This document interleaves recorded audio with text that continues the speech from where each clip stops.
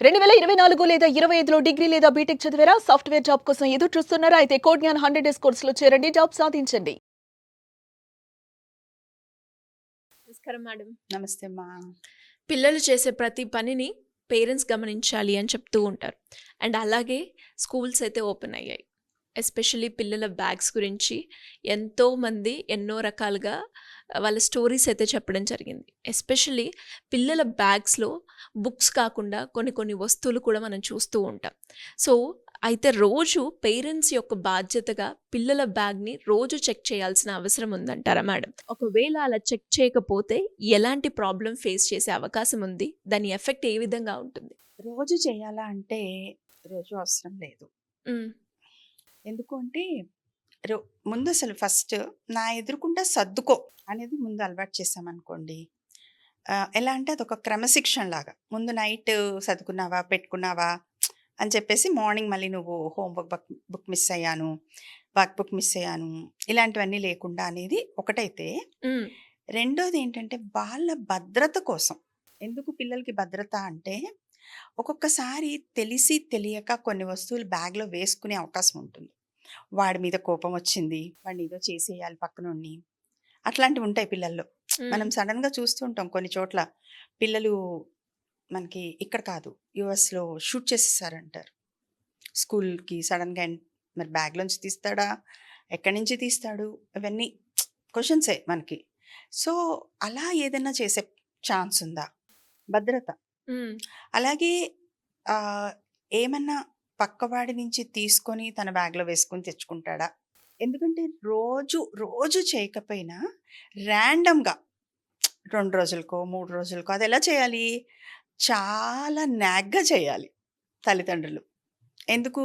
వాడి మీద నిఘా పెట్టాము అనుకోవద్దు, మ్మ్. వాడు హర్ట్ అవ్వద్దు, వాడికి నమ్మకం పోవద్దు మన మీద అవును, కదా. అవును. సో చేసినట్టు ఉండాలి, క్యాజువల్గా చేసినట్టు ఉండాలి. ఏది చూద్దాం, ఒకసారి తీయి, నువ్వు పెన్సిల్ చెక్కితే అందులో పొట్టంతా పడుతుంది, దులుపుదాము, డస్ట్ ఎక్కువైపోతుంది. డస్ట్ ఎక్కువైపోతుంది. సో కొన్నిసార్లు అలాంటప్పుడు ఓన్లీ హానికరమైనవి వస్తువులే కాకుండా కొన్నిసార్లు తినకూడని వస్తువులు, చాక్లెట్ రేపర్స్ లాంటివి ఎక్కువ అలాంటివి కూడా కనబడతాయి అవునవును కదా. మ్మ్. మనమేమో ఇంట్లో రిస్ట్రిక్షన్స్ పెడతాము, వాళ్ళేమో చిన్నపిల్లలు తెలియకుండా కదా తినేస్తూ తినేస్తారు. మళ్ళీ అది కూడా వెంటనే పట్టుకొని ఇదిగో అనకూడదు అనమాట. మ్మ్. అది కూడా జాగ్రత్తగా మళ్ళీ మేనేజ్ చేయాలి. ఏంటి, ఎవరి బర్త్డే అయింది, ఎవరిచ్చారు.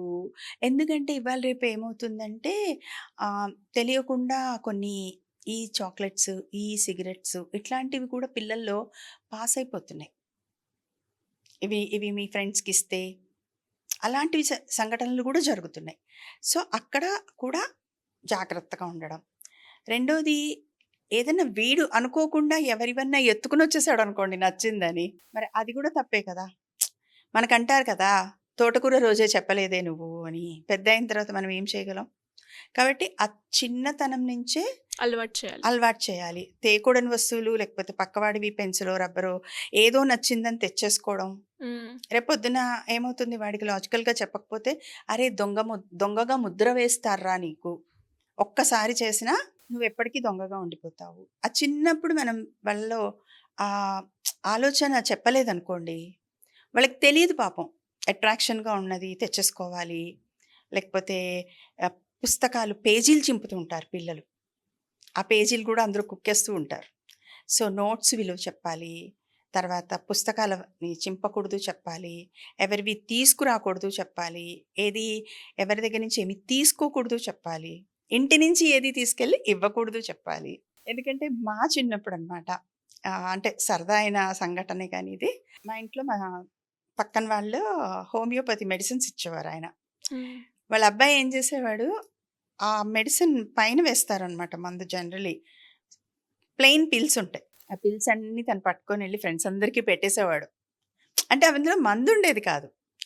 సో ఏమైనా అంటే ఈ పిల్లోడు తీసుకెళ్తాం, ఎప్పటికో గమనించుకున్నారనమాట వాళ్ళు. అలా ఇంట్లో తీసుకెళ్ళి పెట్టేయడమా, ఇంట్లో సామాన్ తీసుకెళ్ళి ఇచ్చేయడమా. కొంతమంది పిల్లలు ఉంటారు, ఫ్రెండ్షిప్ చేస్తారేమో వాళ్ళు నాతో అని, అలా కూడా కొన్ని తీసుకెళ్ళి ఇస్తే నాతో బాగుంటారేమో అని ఇంట్లోంచి కొన్ని తీసుకెళ్ళిపోయి ఇచ్చేస్తూ ఉంటారు.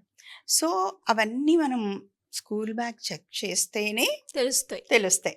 సో ఆ చెక్ చేయడం కూడా ఎలా చేయాలి మళ్ళీ? తెలియకుండా. చాలా నాగ్గా మన టాలెంట్ తోటి మనం చేయాలి. అరే నిన్ను పట్టుకోవడానికి చేస్తున్నానురా కాదు, నిన్ను చెక్ చేస్తానికి నీ మీద నమ్మకం లేక చేస్తున్నానురా కాదు, చాలా క్యాజువల్గా ఆడుతూ పాడుతూ దాదా చేద్దాం, లేకపోతే అన్నీ సర్దుకున్నావా చేద్దాం, ఈ కైండ్లో చేసుకుంటూ వెళ్ళాలి. అంటే ఒక స్టేజ్ వరకు మనం చేసామంటే నాన్న తర్వాత వాళ్ళకే అలవాటు అవుతుంది. ఒకవేళ ఏదైనా ఇన్సిడెంట్ జరిగితే కూడా మనం లాజికల్గా చెప్పేసరికి ఆ మైండ్స్ ట్యూన్ అవుతాయి. అప్పుడు ఏమవుతుంది, స్కూల్లో వాళ్ళకి హెల్ప్ చేసిన వాళ్ళం అవుతాం, మేనేజ్మెంట్కి కూడా మనం హెల్పే కదా. మీ వాడు ఇంటి నుంచి పట్టుకొచ్చాడు మీరు గమనించలేదా అన్నారు అనుకోండి, హ్మ్. అంతే కదా. అవును. సో వాళ్ళకి హెల్ప్ అవుతుంది. వాళ్ళు కొన్ని వందల మంది పిల్లల మీద నిఘా వేసి ప్రతి వాళ్ళ బ్యాగు సెక్యూరిటీ చెక్ పెట్టలేరు కదా. హ్మ్. అందులో ఈ పిల్లలు తీసుకెళ్లేవి రకరకాల వస్తువులు ఉంటాయి. కొంతమంది ఏంటి ఎక్స్చేంజ్లో టాయ్స్ పట్టుకెళ్తూ ఉంటారు, నీకు ఇది ఇవ్వనా, నువ్వు నాకు ఇస్తావా, అవునవును. అది కూడా జరుగుతూ ఉంటుంది. సో అవన్నీ కూడా పేరెంట్స్ కొంచెం శ్రద్ధగా, కొంచెం ఓపికగా, కొంచెం టాలెంట్తో చేస్తే మంచిది. నిఘా ఉండాలి, చెక్ చేయాలి. సో వీళ్ళు స్కూల్ బ్యాగ్లో ఏముండాలి అంటే జనరల్గా మనం చూస్తూ ఉంటాం, ఈరోజు నేను పెన్సిల్ తెచ్చుకోలేదు అంటుంటారు పిల్లలు, ఈరోజు నేను బాక్స్ మర్చిపోయాను, కాంపాక్స్ బాక్స్ మర్చిపోయాను అంటుంటారు. సో చూడండి పిల్లలకి పౌచెస్లో అన్నీ ఉన్నాయా లేదా, స్కూల్లో బుక్స్ ఉన్నాయా, వర్క్ షీట్స్ ఉన్నాయా, హోంవర్క్ బుక్స్ ఉన్నాయా, అలాగా టెక్స్ట్ అండ్ నోట్స్ ఉన్నాయా, తర్వాత వాళ్ళకి కావాల్సిన వస్తువులు పెన్సిల్, ఎరేజర్ ఇట్లాంటివన్నీ కూడా, కొన్నిసార్లు స్కెచ్ పెన్స్ అవసరం అవుతాయి. సో వాళ్ళ టైం టేబుల్ కూడా చెక్ చేయండి. ఈరోజు డ్రాయింగ్ ఉందా, డ్రాయింగ్ ఉంటే ఈరోజు మరి ఇవి పెట్టుకున్నావా, ఈరోజు ఆర్ట్ ఉందా, ఈ ఆర్ట్కి సంబంధించి ఇవి పెట్టుకున్నావా. సో అలా వాళ్ళకి చెప్తే, వాళ్ళకి కొన్ని రోజులు చెప్తూ ఉంటే వాళ్ళే టైం టేబుల్ చూసుకుని చక్కగా రాత్రిపూటే అన్నీ సర్దేసుకుని రేపు నాకు ఇది ఉంది క్లాసు అని చెప్పి రెడీ అయిపోతారు. హ్మ్. సో వాళ్ళకి ఫస్ట్ అలవాట్లు మనం చేపించాలి, మనం చెయ్యాలి, అలవాటు చెయ్యాలి. సో బుక్ ఉందా, పెన్సిల్ ఉందా, ఎరేజర్ ఉందా, స్కేల్ ఉందా, అన్నీ పెట్టుకున్నావా, ఇవన్నీ మనం చెప్పాలన్నమాట. So at once nobody knows anything కదా. Slowly gradually they learn. ఆ లెర్నింగ్ ఎలా ఉండాలి, అది మనం చెప్పేలా ఉండాలి. Because we are elders and we are the caretakers and the parents. కాబట్టి నెమ్మదిగా అలవాటు చేస్తే తప్పకుండా ఏదైనా నేర్చుకుంటారు పిల్లలు. ఖచ్చితంగా మ్యామ్. అండ్ అలాగే డైరెక్ట్ వేలో కాకుండా ఇండైరెక్ట్ వేలో కనుక మనము బ్యాగ్ని చెక్ చేయాలి. అలాంటప్పుడు మనకి మన పిల్లోడు ఏం చేస్తున్నాడు, Yes. ఎలా ఉంటున్నాడు అవును. అనేది ఈజీగా అర్థమవుతుంది అవును అంటారు. అవును అవును thank you ma'am, thank you so much. Welcome నాన్న. సుమన్ టీవీలో మీ పర్సనల్ అండ్ బిజినెస్ ప్రమోషన్స్ కోసం కింది నెంబర్కి కాంటాక్ట్ చేయండి.